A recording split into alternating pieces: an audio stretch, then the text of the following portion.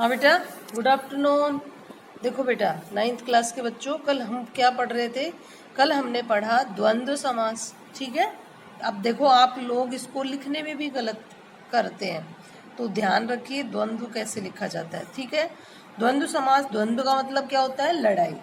और इसमें दो पदों में आपस में लड़ाई होती है। क्यों?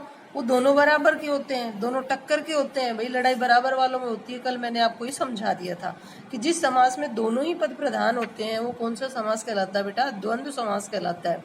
अब देखो, द्वंद्व समास में सबसे मेन जो बात है वो मैं आपको बताने जा रही हूँ। और वो क्या बेटा?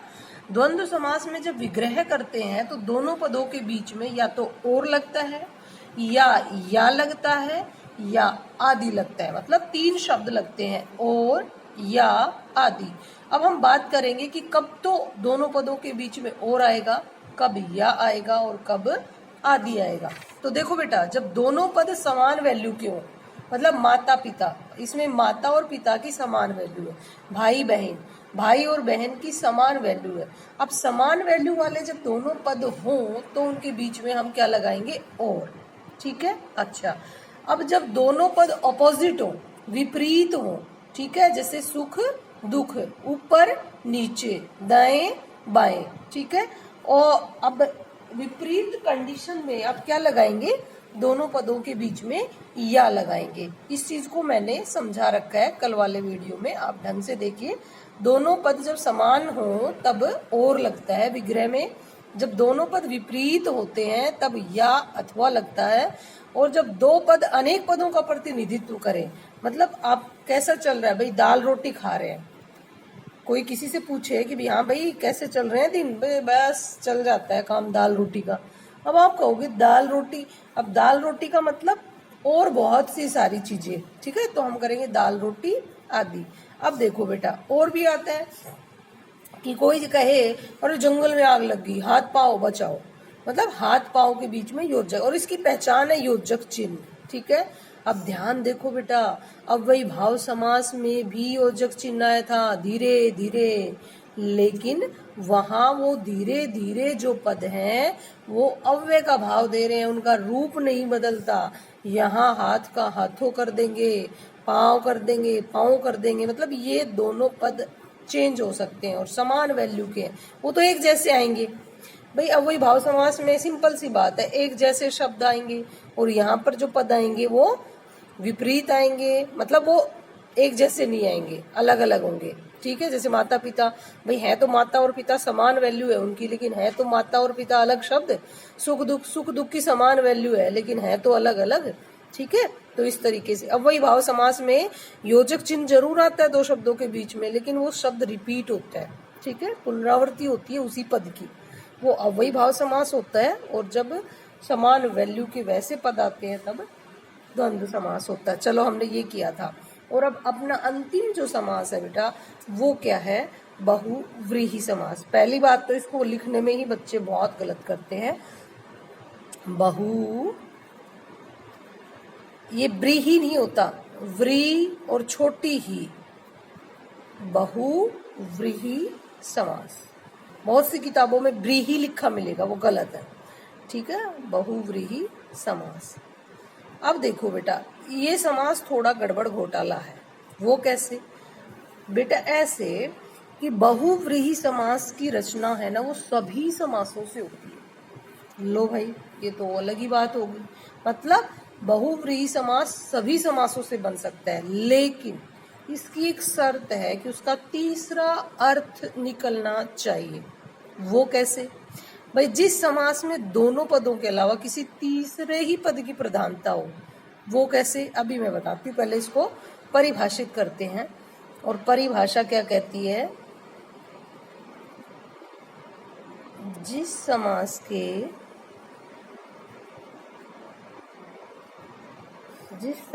में दोनों पदों के अलावा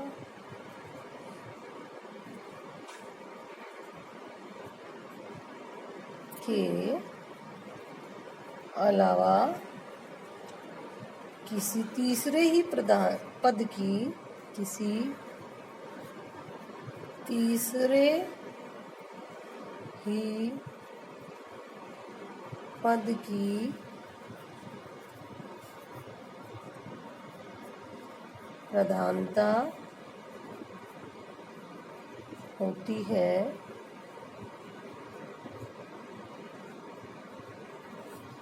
वह बहुव्रीहि समास कहलाता है। वह बहुव्रीहि समास कहलाता है।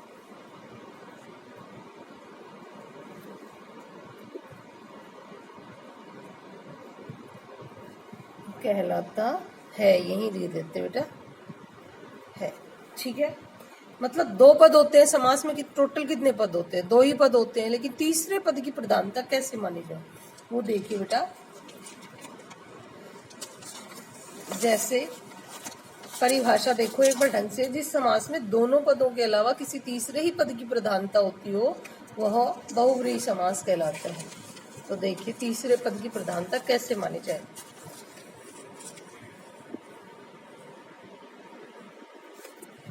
ये देखो जैसे जैसे करके करेंगे हम लोग। ये जैसे शब्द है हमारे पास बेटा पंकज। देखो इसमें दो पद है, पंक, मैं इसको एक बार समझा रही हूँ वैसे, कीचड़। ठीक है, पंक का मतलब क्या होता है? कीचड़। जय का मतलब जन्म लेना। जय हालांकि एक शब्द, एक वर्ण है, लेकिन बेटा संस्कृत में जय, दय, धय बहुत से ऐसे वर्ण है जिनका अर्थ लगाया गया है। ठीक है, जय का मतलब जन्म लेना, अर्थात जो कीचड़ में जन्म लेता है वो क्या होता है? पंकज। ठीक है, अब देखो बेटा, यहाँ पंख का मतलब कीचड़, जय का मतलब जन्म लेना। क्या हम पंकज को ऐसे बोलते हैं कीचड़ में जन्म लेता है, जो कीचड़ में जन्म लेता? नहीं, पंकज का नाम आते ही आप क्या लिख देते हो? कमल। क्या लिख देते हो बेटा? कमल। क्यों भाई कमल क्यों लिखा? जब इन दोनों पदों का अर्थ हम, अरे देखो सारे समासों में, अब वही भाव समास में भी हमने उसका जो अर्थ लगाते हैं वही तो लिखा। तत्पुरुष समास में भी हमने राजमाता का, राजा की माता मतलब राजा का भी शब्द अर्थ आया और माता का भी अर्थ लिया हमने। तो जब हमने राजा और माता का अर्थ लिया, और ऐसा हमने सभी समासों में किया। भी अष्ट धातु किया था हमने, अष्ट मतलब 8, धातु मतलब धातुओं का समूह, ऐसे कहा था हमने। तो मतलब दोनों पदों का हर समास में हमने अर्थ लिया है और अर्थ लेकर विग्रह किया है, लेकिन ऐसा यहाँ पर नहीं कर रहे। यहाँ पंकज बोलते ही आप लोगों ने तो कमल कर दिया। क्यों भाई? पंख, पंख ना तो पंख का अर्थ लिया ना जय, मतलब ना तो पहला पद प्रदान किया आपने ना दूसरा पद प्रदान किया, नहीं किया ना, तो मतलब ऐसे तो हमने किया ही नहीं, किया नहीं फिर तो गलत हो जाएगा। कैसे? तो पंकज। अब देखो बेटा, हम लंबोदर, एक दूसरा और शब्द ले देते हैं हम, लंबोदर। इसमें दो है बेटा, लंबा है उदर जिसका, ये लगाया हमने, लंबा है उदर। ये लो बेटा, लंबा है उदर जिसका। उदर का मतलब होता है पेट। ठीक है, अब देखो, अरे दुकानों पे बहुत से बनिए वगैरह बैठे रहते, और गर्भवती महिला होती है उसका क्या पेट लंबा नहीं होता? वैसे भी बहुत से लोगों के लंबे लंबे पेट है, उनको तो कोई लंबोदर नहीं कहता। मतलब यहाँ हमने ना तो लंबा का अर्थ लगाया और ना उदर मतलब पेट का अर्थ लगाया, सीधा कह देते हैं गणेश। यही तो बोलते हो, गणेश बोल देते हैं हम लोग। इसका मतलब ना तो लंबा का अर्थ लिया हमने ना उदर का लिया, हमने तो कोई तीसरा ही अर्थ ले लिया भाई। ना तो यहाँ लंबा का अर्थ लिया गया, ना उदर का अर्थ लिया गया, तीसरा अर्थ ले लिया ना गणेश। ना तो यहाँ पंख का अर्थ लिया गया, ना यहाँ जय का अर्थ लिया गया, तीसरा ही अर्थ ले लिया कमल। अब मुझे लगता है आप लोगों को समझ गए, समझ में आ गई होगी बात, समझ चुके हैं आप लोग। तो ये क्या कहलाता है बेटा? अब देखो इसकी मतलब इसके कुछ नियम है। ठीक है, अब देखो नियम में क्या करेंगे बेटा, बहुव्रीहि समास की रचना सभी समासों से होती है। कुछ नोट करके लिखेंगे हम यहाँ बहुव्रीहि समास में। बहुव्रीहि समास में एक नोट डालेंगे और क्या कहेंगे बेटा, बहुव्रीहि समास की रचना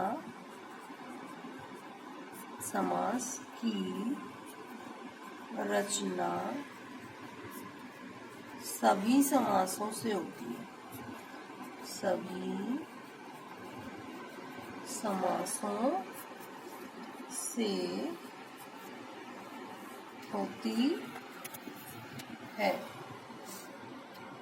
वो कैसे, देखो बेटा, या समस्त पद लिखूंगी या विग्रह करूंगी। तीसरा एक और बात लिखनी है, बहुव्रीहि समास में जो तीसरा अर्थ लगाया जाता है, बहुव्रीहि समास में जो तीसरा अर्थ लगाया जाता है उसको लिखना पड़ता है, लगाया जाता है उसको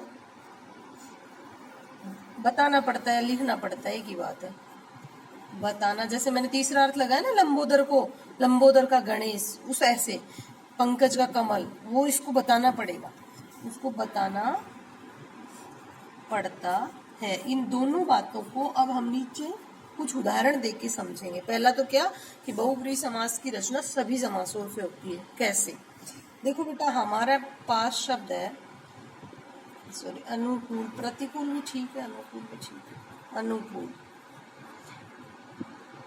अनु का मतलब होता है बेटा पीछे, एक उपसर्ग है, ध्यान करो, मैंने आप लोगों को उपसर्ग पढ़ाया था।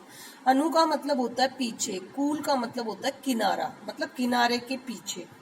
अरे क्या आप बताओ, अनुकूल का आप यही अर्थ लेते हैं, किनारे के पीछे? नहीं, जब सही परिस्थितियों, आप कहें ना कैसा समय है भाई, अनुकूल है, सही, अच्छा, ये अर्थ लगाया जाता है, ठीक है। ये तीसरा अर्थ यही तो लगाते हैं हम लोग, किनारे के पीछे थोड़ी लगाते हैं। तो ऐसे मतलब ये तो वही भाव समास बन गया वैसे तो। अनु देखो, एक देखो बेटा, सही, अनु उपसर्ग है, सारे उपसर्ग अव्यय का काम करते हैं। बताओ आप, उपसर्ग से युक्त जो शब्द होगा उसमें कौन सा समास होगा, बता चुकी मैं आपको, अव्ययी भाव समास होगा। लेकिन यहाँ पर अनुकूल का ये अर्थ लिया ही नहीं गया। अगर इसका अर्थ यही लगाया जाता कि किनारे के पीछे पीछे, किनारे के पीछे पीछे, तो हम अव्ययी भाव समास करते। लेकिन अनुकूल का हम ये अर्थ लगाते ही नहीं है, हम तो सही अच्छा लगाते हैं, ठीक लगाते हैं। तो फिर ये समास कौन सा हो गया, बहुव्रीहि। अब ये तीसरा जो अर्थ लगाया इसको मैंने लिखा ना। दूसरी बात, एक शब्द है हमारे पास लंबोदर, चलो ये लंबा है उधर जिसका, ठीक है बेटा, लंबा है उधर जिसका वह। अब देखो यहाँ लंबोदर बेटा, ये विशेषण विशेष्य का संबंध है इन दोनों पदों में। ध्यान से देखिए आप, दोनों पदों में विशेषण विशेष्य का संबंध है, और विशेषण विशेष्य का संबंध होता है वहां पर कौन सा समास होता है बेटा, बताओ, कर्मधारय समास होता है। जबकि इसका हम तीसरा अर्थ लगा रहे हैं, क्या, गणेश, गणेश, ये लो, मतलब तीसरा अर्थ लगाया, वो मैंने लिखा। ऊपर दोनों बात जो मैंने कही थी उन्हीं बातों को मैंने इन उदाहरणों में समझाया आप लोगों को, ठीक है। और बता देती हूँ मैं आपको, लिखो, ये है पंचानन। देखो बेटा सही, देखो, 5 आननों का समूह, बिल्कुल ऐसे होगा, 5 आननों का समूह। आनन का मतलब होता है बेटा मुख, ठीक है, लेकिन नहीं, कोई बोलता ही नहीं है, हनुमान जी को बोलते हैं पंचानन, ठीक है। अब ये क्या हो गया, ये तो हनुमान जी हो गया, तीसरा अर्थ लगा लिया हमने। विग्रह तो करेंगे हम बाकायदा, लेकिन तीसरा अर्थ लगा, मतलब ये तो कौन सा समास था बेटा, देखो, 5 द्विगु समास था ना, लेकिन हमने यहाँ इसका द्विगु का अर्थ लिया ही नहीं, हमने तो तीसरा अर्थ हनुमान का लिया है, ठीक है। ऐसे मतलब सभी समासों से बन सकती है बहु समास की रचना, सभी समासों से होती है। चलो अब हम कुछ एग्जाम्पल देंगे और उनका समास विग्रह करेंगे। तीसरा अर्थ जरूर लिखना इसमें, ठीक है। अब देखो शब्द है हमारे पास पंचवटी, पंचवटी, ये सामासिक पद है बेटा हमारे पास, समस्त पद है ये, और इसका समास विग्रह करें, 5 वटों, वटों मतलब होता बेटा वृक्ष का समूह। अब 5 वृक्ष तो कहीं भी मिल जाएंगे, पर सोचो तो सही आप, 5 वृक्ष तो कहीं भी मिल जाएंगे, क्या हम उसे पंचवटी बोल देंगे? नहीं। अब आप तीसरा अर्थ लिखोगे, जहां से सीता हरण हुआ था, जहां से, ब्रैकेट में तीसरा अर्थ लिखना पड़ेगा, जहां से सीता हरण हुआ, ऐसे। ठीक है, ये मैं आपकी उसमें से दे दूंगी और बाकी आप कर लेना। ठीक है, तीसरा देखो, एक और देखो, पंचाध्यायी, नहीं पंचाध्यायी से तो हो गया, चलो और बता देते हैं हम। दशानन, 10 आननों का समूह।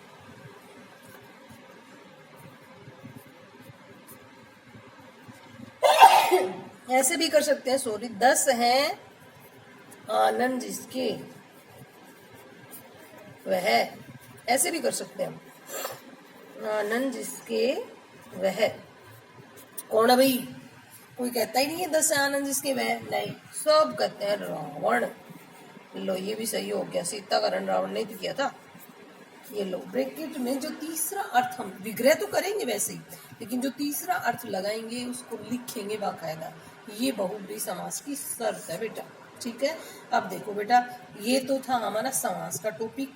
अब आपके जो यूटी फेस्ट होने जा रहा है 25 अप्रैल को, ठीक है, कब, ध्यान से सुनिए मेरी वीडियो को, जो 25 अप्रैल को यूटी फेस्ट आप लोगों का होने जा रहा है, उसमें बेटा आपके जो टॉपिक लगा रखे हैं वो है प्रत्यय, उपसर्ग, समास का टॉपिक। मेरे पास प्लानर नहीं था, जो हमारा प्लानर होता है ना पूरी साल का, वो पहले ही बना लिया जाता है आरपीएस के द्वारा, मैनेजमेंट के द्वारा, तो प्लानर बाद में आया हमारे पास, मैंने समास पहले स्टार्ट करवा दिया था।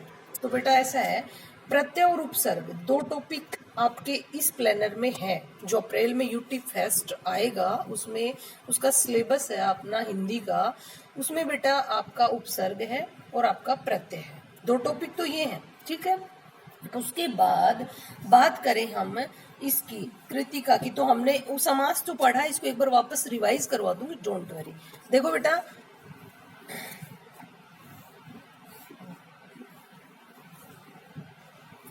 देखो बेटा, हमारे पास कृतिका नाम की किताब है। ठीक है, कृतिका भाग 1, ये मेरे पास बहुत पुरानी पहले की किताब पड़ी हुई है, अब इसका थोड़ा सा ढांचा चेंज हो चुका है, कवर वगैरह चेंज कर दी है एनसीईआरटी में। तो ये कृतिका भाग 1 है, इसके 3 चैप्टर आएंगे हमारे इस यूटी में भाई, एक तो उपसर्ग और एक प्रत्यय, वो हमने करवा दिए। ठीक है, तीसरा आएगा बेटा आपके जो चैप्टर आएंगे वो देखते हैं हम लोग कौन कौन से। एक तो है बेटा मेरे संग की औरतें। ठीक है, ये लो साहब, ध्यान है, देखो यहाँ थोड़ा सा इंट्रोडक्शन दे रखा है उन चैप्टर्स का, ये लो, ये रहा, ये इंडेक्स में देखेंगे हम। एक तो है, ये नहीं है मेरे इस जल प्रलय में, ये आपके सिलेबस से हटा रखा है। ठीक है, ये बाद में देखेंगे हम लोग, केवल पढ़ने के लिए ये बाद में पढ़ेंगे, जो यूटी में आएंगे वो बता रही हूँ मैं आपको। एक तो है बेटा मेरे संग की औरतें, जिसकी लेखिका है मृदुला गर्ग। ठीक है, कौन है? मृदुला गर्ग। ये, हाँ चलो, मेरे संग की औरतें, और इसकी लेखिका है मृदुला गर्ग, एक ये चैप्टर आएगा। दूसरा है बेटा रीढ़ की हड्डी। ठीक है, जगदीश चंद्र माथुर, बड़ी ही इंटरेस्टिंग एकांकी है ये। ठीक है, नाटक का जो छोटा रूप होता है उसको क्या कहते हैं? एकांकी। तो ये जगदीश चंद्र माथुर की जो रीढ़ की हड्डी एकांकी है, एक आएगी ये बेटा। ठीक है, ये संस्मरण है, मैं बता दूंगी आपको जब चैप्टर पढ़ाऊंगी, बहुत अच्छे से करवाऊंगी, डोंट वरी, आप तो निश्चिंत रहिए। ठीक है, सिर्फ मेरी आवाज पे ध्यान दीजिए बेटा, केवल अब तो आवाज ही दे सकती हो, और बताओ क्या दूंगा। ठीक है, थोड़ा सा प्रैक्टिस अभ्यास आप भी करो, ललक जगाओ बेटा पढ़ने की। ऐसे थोड़ी होता है कि भैया वीडियो को एक बार ढंग से पढ़ो तो सही आप। मैंने कहीं किसी बुक का कुछ नहीं उठाया, सब जितना भी है सब मेरा मैटर है ये। आप इसको पढ़ो आराम से, मेरी आवाज़ को सुनो। जो मैं कभी एक ग्रामर की बुक का नाम लेके बताती नहीं बच्चों को कि भैया आप वो बुक पढ़ो, नहीं, आपके पास टूटी फूटी जो भी ग्रामर की बुक है, 7th 8th 9th 10th कहीं की भी, 12th की ले लो और किसी राइटर की ले लो, आप तो उसमें केवल प्रैक्टिस करो, मेरी आवाज़ को सुनो, उस कॉन्सेप्ट को क्लियर करो और उसकी प्रैक्टिस किसी भी किताब से कर लो। आप कोई दिक्कत नहीं है, कोई डाउट है तो मेरे से पूछो। ऐसे थोड़ी है आप मेहनत नहीं करोगे, आप व्हाट्सएप पे डाल रहे हो कि भाई वीडियो मैडम ये क्लियर नहीं हो रहा, इसकी पिक भेजो और ये भेजो। बेटा आप क्या समझ रहे हो, पका पकाया माल थोड़े ना मिलेगा, गलत बात है। दूसरा तीसरा जो चैप्टर आने वाला है हमारे यूपी फेस्ट में, उसका नाम है माटी वाली। क्या नाम है? माटी वाली विद्यासागर नोटिया। तो हमारे यूपी में कितने हो गए टोटल? हमारे पास 5 टॉपिक हो गए। पहला क्या हो गया बेटा? उपसर्ग, ये आपका हो चुका, ठीक है। सॉरी, पहला 5 टॉपिक है टोटल, जिसमें पहला उपसर्ग, दूसरा है बेटा प्रत्यय, 2, तीसरा है मेरे संग की औरतें, चौथा है रीढ़ की हड्डी और 5वां है माटी वाली। ठीक है, तो ये 2 तो हमारे क्लियर हो ही चुके हैं। अब हम तीसरे पे चलते हैं, मेरे संग की औरतें। ठीक है, चलो अब इस चैप्टर को निकालेंगे हम। पहले इसके बारे में जानेंगे थोड़ा सा क्या है। देखो बेटा, अगर आप लोगों के पास बुक है तो बहुत अच्छी बात है, अदरवाइज पूरे चैप्टर की मैं आप लोगों के पास असाइनमेंट के रूप में पिक भेजने वाली हूँ। उस चैप्टर को आप फोन के थ्रू अच्छे से पढ़ना। ठीक है, तो देखो इसका थोड़ा सा इंट्रोडक्शन दे रखा है, उसके बारे में जानेंगे हम लोग। ये रहा मेरे संग की औरतें। ठीक है, ढंग से देखो, इसको यही पढ़ लेना चाहिए। ये लो, ये रहा मेरे संग की औरतें में क्या है। देखो बेटा, ये सबसे पहले तो मैं बता दूं आपको, एक संस्मरणात्मक गद्य है। अरे एक बात, हाँ बेटा, पहला जो चैप्टर है वो क्या है? मेरे संग की औरतें। मेरे संग की औरतें। ठीक है, ये है। होमवर्क वगैरह आप करते आए हो, पहले भी अच्छे से करना। यही है, प्रकरण का नाम है मेरे संग की औरतें। लेखिका कौन है? इसको नीचे लिखेंगे हम ऐसे करके, मृदुला। मैं के नीचे री की मात्रा है। ठीक है, मृ हो गया, मृदुला, मृदुला गर्ग। ये लो से, ये इसको ऐसे ब्रैकेट में रख सकते हैं। ठीक है, इधर अपना गृह कार्य, ये गृह कार्य हो गया, जो भी आप डालना चाहो। ठीक है, हाँ। अब देखो ये क्या है बेटा? एक औरत की कहानी है इसमें। कौन औरत का नाम क्या है? मृदुला गर्ग।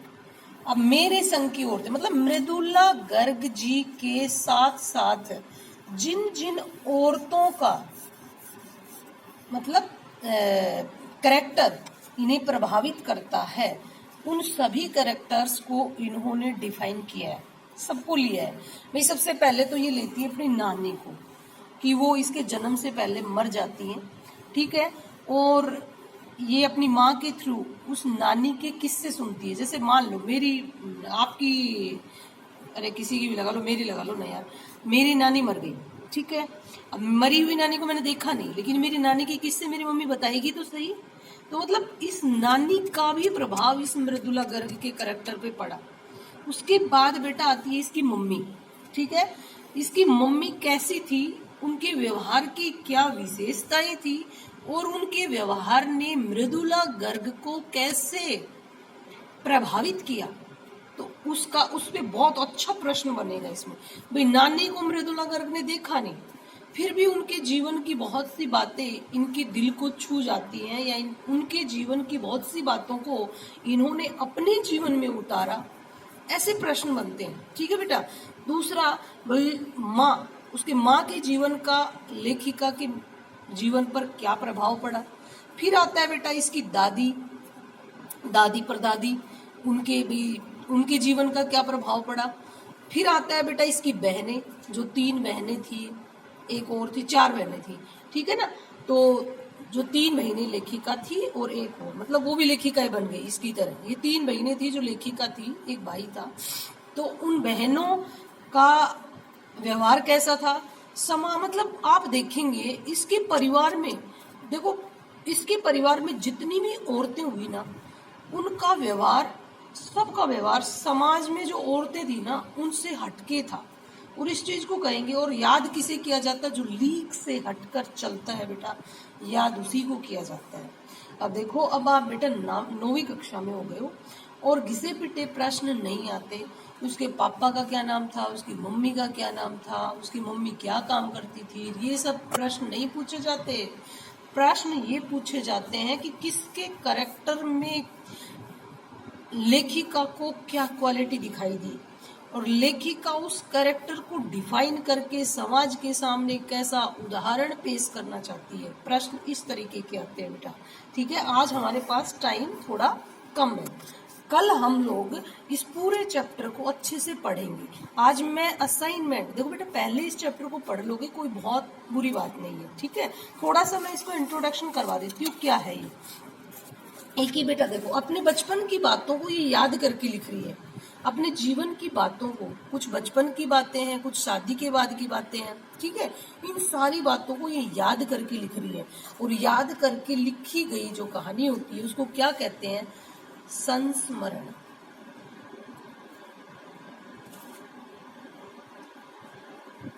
संस्मरण क्या है बेटा? ये संस्मरणात्मक गद्य, गद्य है ना बेटा। देखो, पद्य को लिखने वाला कवि होता है, और गद्य को लिखने वाला क्या है बेटा? ये लेखिका। ये कौन है? ये औरत है जो गद्य लिख रही है, तो ये लेखिका है। तो ये क्या है बेटा? एक संस्मरणात्मक गद्य है। देखो, ये चीज आपको बहुत, मतलब आपके लिए प्लस पॉइंट बनाती है जब आपको ये पता है कि मेरे संग की औरतें संस्मरणात्मक गद्य के माध्यम से लेखिका बताना चाहती है कि उनकी नानी ये थी, उनकी दादी ये थी, उनकी मम्मी ये थी, उनकी बहनें ये थी।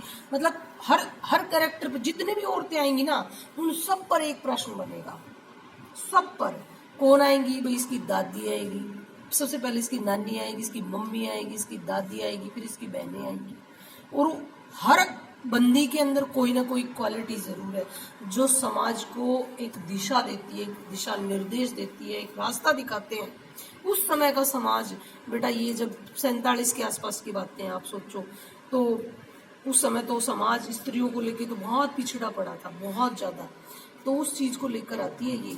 ठीक है ना, लीक से हटकर, मतलब इन पूरा जो काम होता है इनका और इनके परिवार की जो औरतें हैं उनका, वो लीक से हटकर होता है। लीक से हटकर मतलब जो परंपरा चल रही है ना, उस परंपरा के विपरीत काम करती है सारी जगह।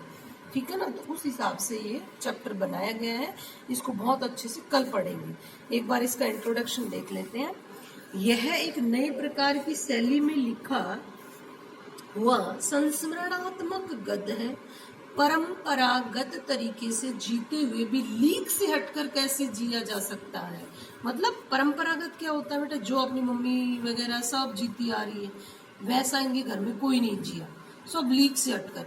यह पाठ ऐसी औरतों पर केंद्रित है। औरतों मतलब मैंने कहा था ना, इसमें सारी औरतें आएंगी, और सभी औरतों का कैरेक्टर किसी ना किसी समस्या की ओर, किसी ना किसी एक मोरल की तरफ इशारा करता है। ठीक है, बाकी इसको कल पढ़ेंगे, इस चैप्टर को कल पढ़ेंगे जी। ओके बेटा।